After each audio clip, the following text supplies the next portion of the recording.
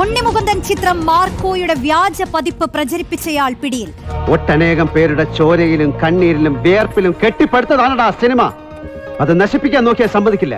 നേരത്തെ ടൊവിനോ ചിത്രം ARM സിനിമയുടെ വ്യാജ പതിപ്പ് പ്രചരിപ്പിച്ച സംഭവത്തിൽ 3 പേരെ കൊച്ചി സൈബർ പോലീസ് പിടികൂടിയിരുന്നു.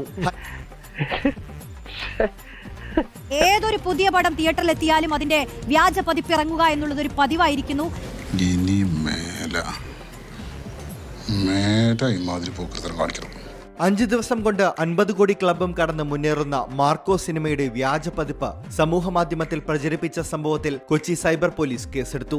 എന്റെ കയ്യിൽ അവനെ കിട്ടിയേ ഞാൻ അവനെ അരിഞ്ഞ് മുളകിട്ട് അങ്ങനെ തിന്നിടോ.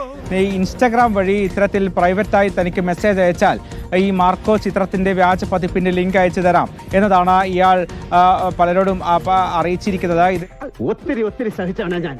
ഇനി വയ്യ. ഈ സിനിമയെ നശിപ്പിക്കാൻ ശ്രമിച്ചാൽ നിന്നെ കത്തിച്ചു കളയും. ടെലഗ്രാം ഗ്രൂപ്പ് വഴി സിനിമയുടെ വ്യാജ പതിപ്പ് വ്യാപകമായി പ്രചരിപ്പിച്ചിരുന്നു. ഇത് നിർമ്മാതാക്കൾക്ക് സാമ്പത്തിക നഷ്ടം വരുത്തി. നിന്നെ പോലുള്ള വിവരദോഷികളും അല്പന്മാരുമാണ് മലയാള സിനിമയുടെ യഥാർത്ഥ പ്രതിസന്ധി.